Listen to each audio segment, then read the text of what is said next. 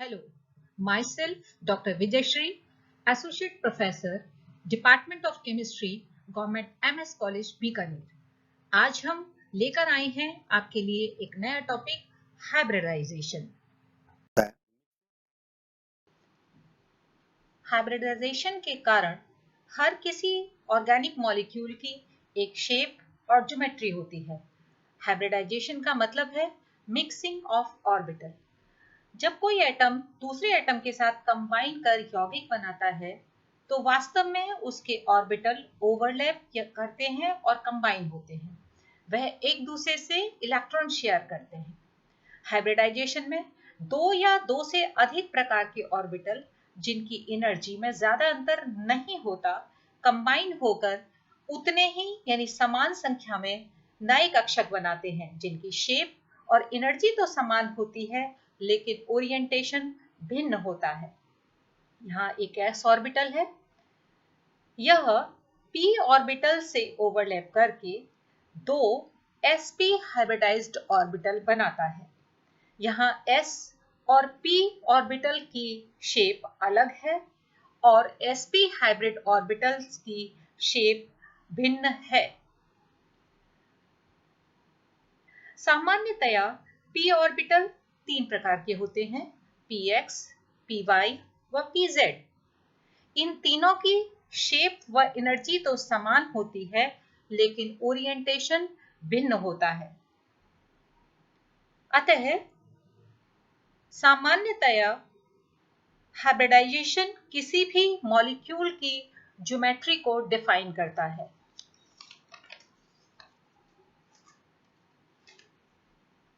Carbon में तीन प्रकार के हाइब्रिडाइजेशन होते हैं, sp3, sp2 and sp hybridisation.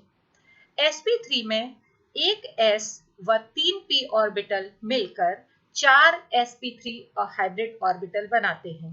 sp2 में एक s व 2 p ऑर्बिटल मिलकर 3 sp2 हाइब्रिड ऑर्बिटल बनाते हैं और sp हाइब्रिडाइजेशन में एक s और एक p ऑर्बिटल मिलकर 2 sp हाइब्रिड ऑर्बिटल्स बनाते हैं। तो सबसे पहले हम लेते हैं sp3 हाइब्रिडाइजेशन। कार्बन का इलेक्ट्रॉनिक कॉन्फ़िगरेशन होता है 1s2, 2s2 एंड 2p2। यह इसकी ग्राउंड स्टेट है। जब कार्बन यौगिक बनाता है तो उसमें एक उत्तेजना होती है, उत्तेजित होता है और 2s का एक इलेक्ट्रॉन एक्साइट होकर pz ऑर्बिटल में चला जाता है। कुछ इस प्रकार यहाँ पर 2s में एक इलेक्ट्रॉन व 2p में 3 इलेक्ट्रॉन हो चुके हैं एक्साइटेड स्टेट में। अब एक s ऑर्बिटल व 3 p ऑर्बिटल मिलकर 4 समान प्रकार के sp3 हाइब्रिड ऑर्बिटल बनाते हैं। कुछ इस प्रकार। ध्यान देने योग्य बात है कि s और p ऑर्बिटल की ज्योमेट्री अलग है लेकिन चारों sp3 हाइब्रिड ऑर्बिटल की एनर्जी, ओरिएंटेशन और ज्योमेट्री समान होती है।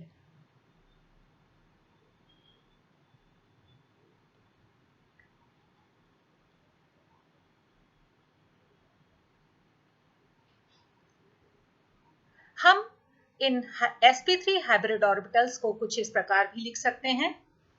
इनमें एक छोटा लोब और होता है जिसको यहाँ नहीं दर्शाया गया है। ये चारों sp3 हाइब्रिड ऑर्बिटल्स हैं। हम इसको इस प्रकार भी लिख सकते हैं, यानी चारों ऑर्बिटल्स को यहाँ लाइन से इंगित किया गया है।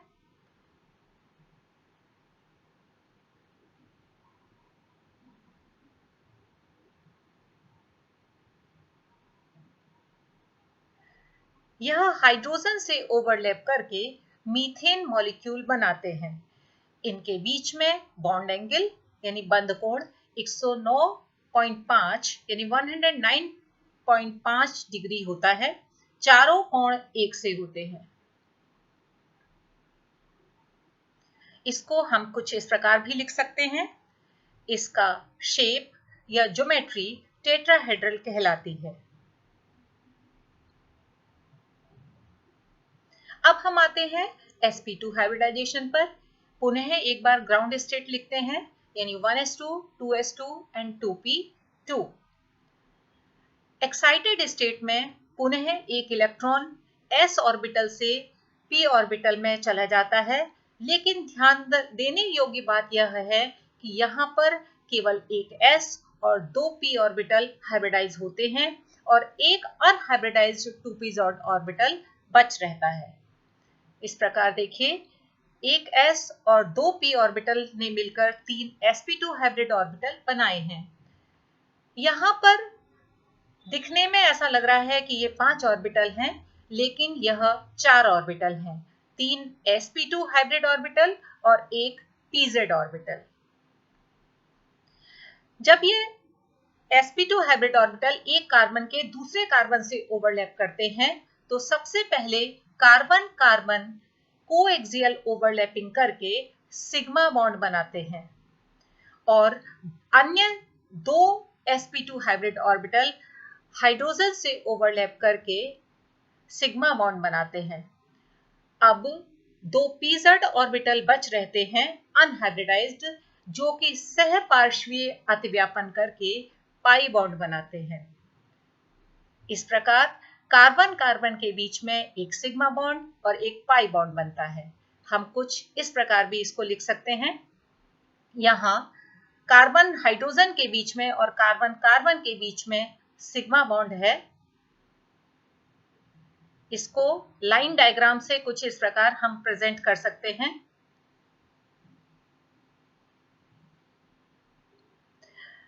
पाई यानी अनहाइब्रिडाइज्ड pz ऑर्बिटल ने ओवरलैप करके पाई बॉन्ड बनाया है। यहाँ बॉन्ड एंगल 120 होता है, यानी carbon carbon hydrogen bond angle 120। Carbon carbon के बीच की बॉन्ड लेंथ 134 पिकोमीटर व कार्बन हाइड्रोजन के बीच की बॉन्ड लेंथ 110 पिकोमीटर होती है। इसका शेप ट्रायंगुलर होता है। आते हैं sp हाइब्रिडाइजेशन पर। ग्राउंड स्टेट में वही 2s2 2p2, एक्साइटेड स्टेट में एक इलेक्ट्रॉन एक्साइट होकर pz में, यहाँ पर एक s और एक p ऑर्बिटल हाइब्रिडाइज होता है, दो ऑर्बिटल अनहाइब्रिडाइज्ड रहते हैं।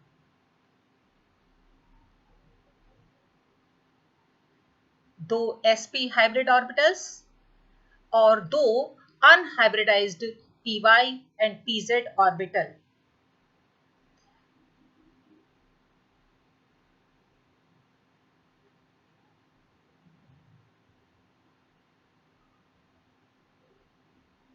इसको इस प्रकार लिख सकते हैं। दिखने में ये 6 ऑर्बिटल लग रहे हैं, लेकिन यह भी 4 ऑर्बिटल हैं, px एंड py और दो sp हाइब्रिड ऑर्बिटल्स।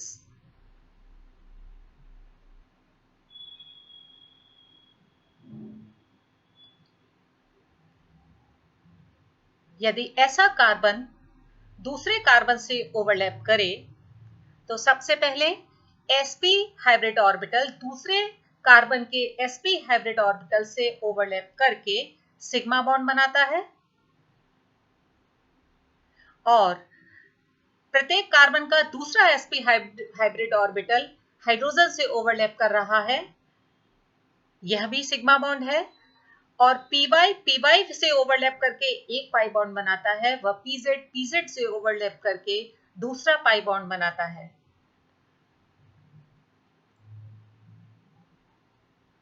इसको कुछ इस प्रकार भी लिख सकते हैं।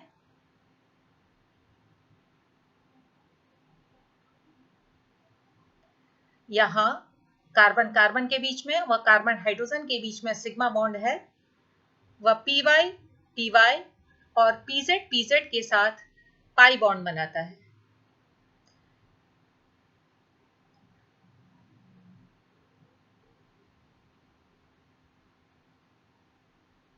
यहाँ सेंटर वाला जो बॉन्ड है वो सिग्मा बॉन्ड है जो कोएक्सियल ओवरलैपिंग से बना है, और ऊपर व नीचे वाला बॉन्ड पाई बॉन्ड है जो कि सह पार्शीय अतिव्यापन द्वारा कोलेटरल ओवरलैपिंग द्वारा बने हैं।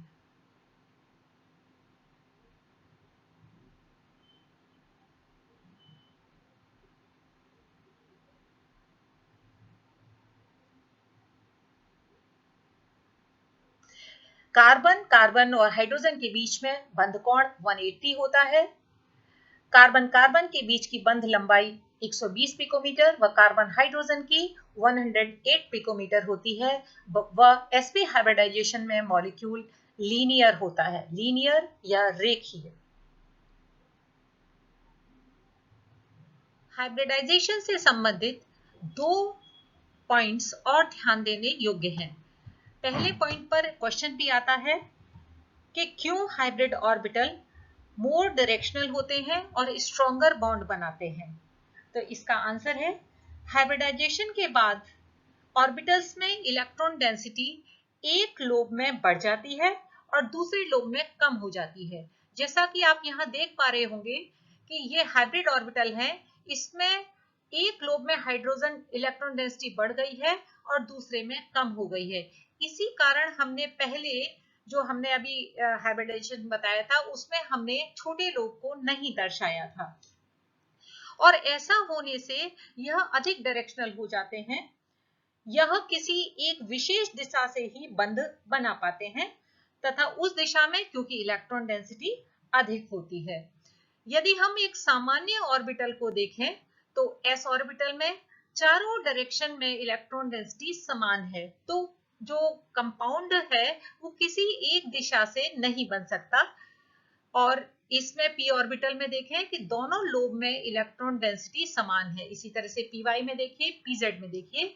लेकिन हाइब्रिड ऑर्बिटल में यह डेंसिटी चेंज होकर एक डायरेक्शन में डेंसिटी बढ़ जाती है और एक डायरेक्शन में डेंसिटी कम हो जाती है। अतः यह किसी एक विशेष दिशा से ही मजबूत बंध बनाते हैं। एक और महत्वपूर्ण बात यह है कि हाइब्रिडाइजेशन में फुली फिल्ड, हाफ फिल्ड और एम्प्टी ऑर्बिटल भी पार्टिसिपेट कर सकते हैं। अभी हमने कार्बन के केस में देखा था कि उसमें सिर्फ हाफ फिल्ड ऑर्बिटल पार्टिसिपेट कर रहे थे, लेकिन जैसे हम अमोनिया का केस देखें तो इसमें नाइट्रोजन है तो 2s2 और 2p3 इसका इलेक्ट्रॉनिक कॉन्फ़िगरेशन है। तो इसमें एक s ऑर्बिटल और 3p ऑर्बिटल हाइब्रिडाइज होकर sp3 हाइब्रिडाइजेशन देते हैं। तो हम कह सकते हैं कि इसमें फुली फिल्ड और हाफ फिल्ड ऑर्बिटल हाइब्रिडाइजेशन में पार्टिसिपेट कर रहा है। इसी तरह से हम K4Fe6 का उदाहरण देखें तो इसमें Fe2+ में ये इसका इलेक्ट्रॉनिक कॉन्फ़िगरेशन है, लेकिन जब लिगेंड साइनाइड एक स्ट्रॉन्ग लिगेंड है, जब यह इसको अप्रोच करता है तो इसमें पेयरिंग हो जाती है और D2sp3 हाइब्रिडाइजेशन होता है। यानी हम इसमें कह सकते हैं कि इसमें वैकेंट ऑर्बिटल पार्टिसिपेट कर रहे हैं। Thank you.